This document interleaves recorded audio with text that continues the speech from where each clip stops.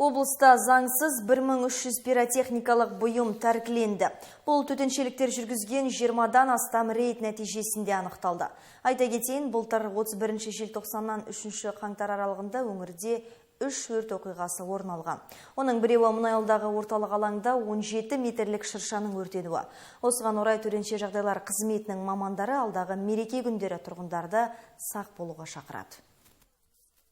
Маңғыстау облысы тұрғындарына және қонақтарына айтатынымыз, шыршаны орнату мықты, тұрақты негізге орнату керек, және қолдан жасалған әртүрлі электр құрылғыларына жол бермеуді сұраймыз, және мына пиротехникалық салюттарды сатып алғанда өзінің инструкциясы болады, сол инструкцияны сұрауын талап етуін сұраймыз, және осы салюттарды құрылыс ғимараттар мен имараттардан 50 метрлік қашықтықта атуын сұраймыз.